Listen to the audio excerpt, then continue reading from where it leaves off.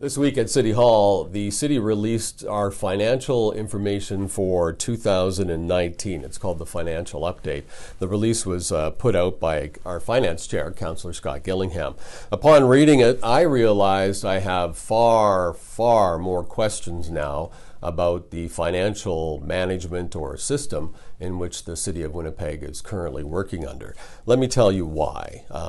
At the end of October 2019, the City of Winnipeg came out and said that we'll have a $10 million deficit. That was their financial status update at the end of October. And that $10 million was specifically because of the major storm that we had in October. And we had asked an awful lot of questions about that, so we'll get to that in 1 second.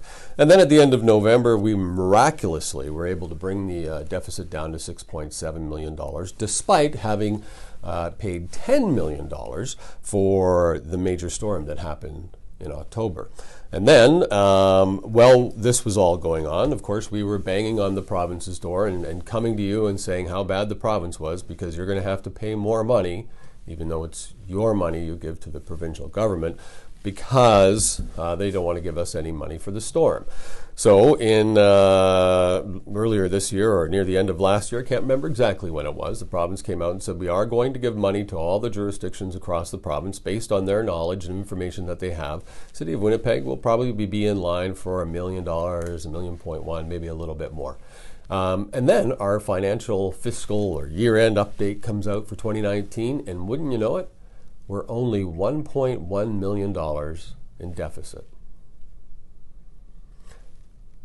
If it's simply a game to make you expect the worst so that we can look golden at the end of the day, specific questions were asked about the storm.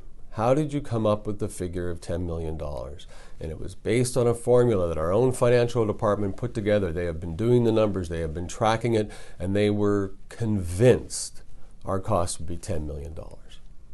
Then they put it out, and it was a little less than $10 million, but it was a very high-level view of what our expenses truly are. We thanked many other cities for coming and helping us take down trees. But we paid for those cities to come here. I'm grateful for their help. I'm grateful they sent some crews. But did we exhaust every avenue possible locally before we had to call on help? We had just laid off our tree staff a few weeks before the storm. Could we have called them back? Again, I have a lot of questions around that, because that to me is playing a shell game with your tax dollars. The other question is, if you were able to save 10 million almost dollars, let's call it 9, in less than 60 days, why aren't we doing that every day? Let's call it $4 million a month. Well, that's $48 million that could come off our budget right now, could go into local road improvements. So why aren't we doing that? That tells me we have an issue. We're spending our money on items that we shouldn't be, and we should be looking at that, which is what a zero-based budget that they said no to would do. It also raises questions about politicians and how we release information to the public. And I think oftentimes we talk down or just share you a little bit of the information. Our finance chair, Councillor Gillingham, said this in the press release: while facing fiscal challenges this past year as a result of the extreme snow and the October storm events, I guess those are two, city departments were able to show discipline to reduce the forecasted deficit position by year end, said Councillor Gillingham. How? Goes back to that second point.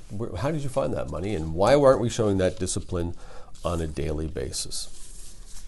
Look, we clearly have a financial management problem, and it's clear that we're not being entirely open about our finances and that we're playing politics with the information that we give to you. We're all in a position now where we just don't want the politics, we just want the truth. And we want good value for the money that we pay in property taxes. We'll continue to bring these issues to light and talk about alternative ways to deal with them.